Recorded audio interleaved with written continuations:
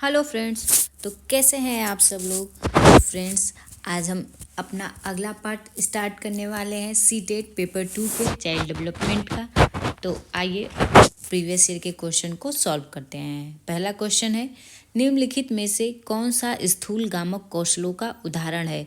चित्र बनाना, सुई पकड़ना, तेज चलना, धागों में मोती पिरोना। तो हमारा ऑप्शन जो है फ्रेंड्स वो सी करेक्ट हो जाएगा, जिसमें तेज चलना।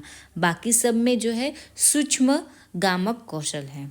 आगे है, विकास का अधोगामी सिद्धांत बताता है कि विकास की किस ओर किस तरफ बढ़ता है। सरल से जटिल, सिर से पैर, केंद्र से बाह्य या सामान्य से विशिष्ट। तो हमारा ऑप्शन सी जो है वो करेक्ट हो जाएगा, केंद्र से बाह्य की ओर। आगे है, निम्न में से कौन से समाजीकरण के द्वितीय कारक हैं। विद्यालय, किताबें, मीडिया या माता पिता। माता पिता तो प्रथम कारक होते हैं, तो हमारा ऑप्शन जो है वो डी करेक्ट हो जाएगा, जिसमें विद्यालय, किताबें, मीडिया ये हमारा द्वितीय कारक है। अगला क्वेश्चन है, जिन पियाजे संज्ञानात्मक विकास के सिद्धांत के अनुसार किस अवस्था में अधिकांश बच्चे सक्रियाओं पर क्रियाएं करने लगते हैं और उनमें परिकल्पनात्मक निगनात्मक सोच विकसित हो जाती है। संवेदी गामक अवस्था, पूर्व संक्रियात्मक अवस्था, मूर्त संक्रियात्मक या फिर औपचारिक संक्रियात्मक। तो हमारा ऑप्शन जो है डी करेक्ट हो जाएगा, औपचारिक संक्रियात्मक अवस्था। इसमें बालक क्या करता है, परिकल्पनाओं पर निगनात्मक सोच विकसित करता है, मतलब अपने दिमाग से देख करके किसी भी चीज़ पे तर्क करने लगता है, कल्पना करने लगता है। आगे है, जिन पियाजे ने अधिगम की प्रक्रिया में किसे महत्व दिया है। सीखने के लिए तत्परता, नकारात्मक पुनर्बनन, प्रतियोगी भावना, कार्यात्मक स्थिरता। तो हमारा ऑप्शन ए जो है करेक्ट हो जाएगा, सीखने के लिए तत्परता। आगे है, अमरजीत नियमों को स्थिर मानती है और इस बात की ओर अनुशंसा करती है कि सभी को इन नियमों का अनुसरण करना चाहिए, चाहे उनके व्यक्तिगत स्थिति किसी भी प्रकार की क्यों ना हो। लॉरेंस कोहलरबर्ग के नैतिक सिद्धांत के अनुसार अमरजीत इस समय किस अवस्था में है।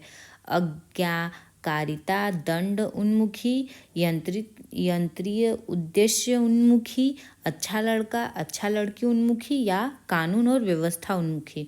तो कानून और व्यवस्था उन्मुखी है। आगे है अगला क्वेश्चन, कक्षा में समूह कार्य के दौरान रमेश ने देखा कि उसके विद्यार्थी दिए गए प्रश्न का हल ढूंढने में जूझ रहे हैं। विद्यार्थियों को सहयोग देने के लिए रमेश को क्या करना चाहिए।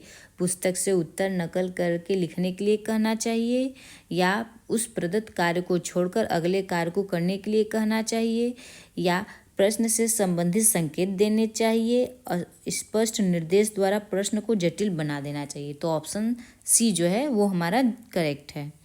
आगे है, विद्यार्थियों के संज्ञानात्मक विकास के संवर्धन के लिए लेव वाइगोत्स्की ने किसके कार्यान्वयन की अनुशंसा की है। सामाजिक पृथक्करण, सांस्कृतिक उपकरणों का प्रयोग, कंठस्थीकरण, निष्क्रिय अनुकरण।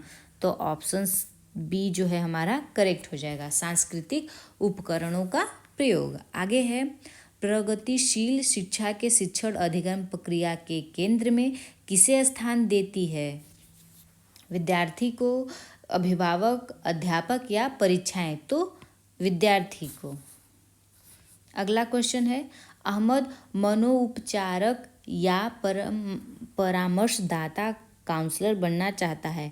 हार्वर्ड गार्डनर के बहुविध बुद्धि सिद्धांत के अनुसार उसकी अध्यापिका को उसकी किस बुद्धि के संवर्धन के अवसर देने चाहिए। स्थानिक, प्राकृतिक, संगीतात्मक या अंतर्वैयक्तिक। तो अंतर्वैयक्तिक देना चाहिए। अगला क्वेश्चन है, सहयोगात्मक अधिगम का कार्यान्वयन करते समय अध्यापक को क्या करना चाहिए। एक समान योग्यता आधारित समूहों का निर्माण करना चाहिए। नहीं, ये तो गलत है फ्रेंड्स। विद्यार्थियों को केवल निर्धारित प्रक्रिया अनुसरण करने का निर्देश देना केवल आ जाने से ये भी गलत हो गया। चर्चाओं और वाद विवाद के प्रयोग को प्रतिबंधित करना। तो ये भी गलत हो जाएगा। यदि प्रतिबंधित कर देंगे तो बच्चे कैसे कर पाएंगे, एक दूसरे से वाद विवाद नहीं कर पाएंगे, तो उनका विकास होने में एक तरह से ये भी बाधा उत्पन्न होती है। तो ऑप्शन सी भी हमारा इनकरेक्ट है। आगे है विविध शिक्षार्थियों के समूह बनाना, तो ऑप्शन डी जो है हमारा करेक्ट है। आगे है कक्षा में क्रिकेट पर हो रही चर्चा में एक अध्यापक लड़कियों की अपेक्षा लड़कों को अधिक अवसर दे रहा है, ऐसा करके वह क्या कर रहा है? रूढ़िबद्ध चुनौतियों को कम कर रहा है, जेंडर पूर्वाग्रहों का पालन कर रहा है, जेंडर समानता का अनुसरण कर रहा है, या जेंडर रूढ़िबद्ध धारणाओं को तोड़ रहा है? तो फ्रेंड्स वो कम तो कर नहीं रहा है, जेंडर पूर्वाग्रहों का पालन कर रहा है। हमारा ऑप्शन बी जो है वो करेक्ट हो जाएगा, क्योंकि जो प्रथा पहले से, जो विचार पहले से चले आ रहे हैं उसी के अकॉर्डिंग वो काम कर रहा है, तो हमारा ऑप्शन बी करेक्ट है। आगे है विविध पृष्ठभूमि में आए शिक्षार्थियों वाली कक्षा में अध्यापक को क्या करना चाहिए? परीक्षा में उनके निष्पादन के आधार पर विद्यार्थियों के समूह बनाने चाहिए, सभी से सफलता की अपेक्षाएं करनी एवं बनाए रखनी चाहिए, विद्यार्थियों के सामाजिक आर्थिक प्रसंग के आधार पर उनका वर्गीकरण करना चाहिए। तो फ्रेंड्स यदि हम उनका वर्गीकरण करेंगे तो ये गलत ऑप्शन हो जा रहा है। मानकीकृत पाठचर्या और आकलन की विधियों को अपनाना चाहिए, मानकीकृत पाठचर्या, तो ये भी हमारा ऑप्शन गलत हो जाएगा। तो हमारा ऑप्शन सबसे सूटेबल जो है वो ऑप्शन बी है। सभी से सफलता की अपेक्षाएं करनी चाहिए एवं बनाए रखनी चाहिए। अगला क्वेश्चन है रचनात्मक आकलन कब किया जाता है?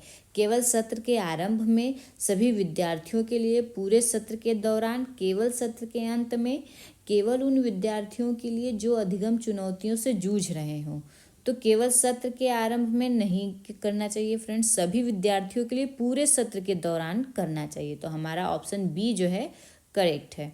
आगे है निम्न में से कौन सा प्रश्न विद्यार्थियों में समालोचनात्मक चिंतन को समुन्नत करेगा? श्रीलंका की राजधानी कौन सी है? भारत में अध्यापक दिवस कब मनाया जाता है? एशिया में सबसे बड़ा शहर कौन सा है? आप अपने शहर में पानी की कमी की समस्या किस प्रकार सुलझाएंगे? तो फ्रेंड्स हमारा इसमें सबसे जो सही क्वेश्चन है वो डी है, क्योंकि इन बाकी क्वेश्चनों का एक फिक्स आंसर है, मतलब एकल उत्तर है, लेकिन जो डी है उसमें बच्चा अपने मन से, अपने विचार से अलग अलग तरह के सोच के आधार पर अलग अलग आंसर कर सकता है।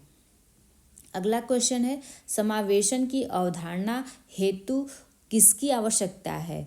विविधता और व्यक्तिगत भिन्नताओं के लिए सम्मान, आकलन के लिए मानकीकृत परीक्षण, अध्यापक केंद्रित शिक्षण शास्त्रीय प्रविधियां, विद्यार्थियों का नामनीकरण, लेबलिंग और पृथकीकरण। तो हमारा ऑप्शन जो है ए करेक्ट हो जाएगा। विविधता और व्यक्तिगत भिन्नताओं के लिए सम्मान, मतलब बालक किसी भी पृष्ठभूमि से हो, किसी भी व्यक्तित्व का हो, उसका सम्मान करना चाहिए। आगे है पठन वैकल्य डिसलेक्सिया किस क्षेत्र में प्रत्यक्ष रूप से चुनौती प्रस्तुत करती है? भावनात्मक विनिमय में, शारीरिक समन्वयन में, सामाजिक अंतःक्रियाओं में, या लिखित वस्तु के बोध में? तो ऑप्शन डी जो है हमारा करेक्ट हो जाएगा, लिखित वस्तु के बोध में। आगे है स्वलीनता ऑटिज्म से ग्रस्त विद्यार्थी हालांकि कुछ क्षेत्रों में विभिन्न चुनौतियों का सामना करते हैं, लेकिन उनके पास का मजबूत पक्ष भी है, अध्यापक जिसका इस्तेमाल शिक्षण अधिगम प्रक्रिया में कर सकते हैं। सूक्ष्म विवरणों पर ध्यान देने, सामाजिक संप्रेषण, स्वयं को बड़े समूहों के सामने बिना हिचक के व्यक्त करना, दैनंदिनी में जल्दी जल्दी परिवर्तन के प्रति सफलतापूर्वक सामंजस्य।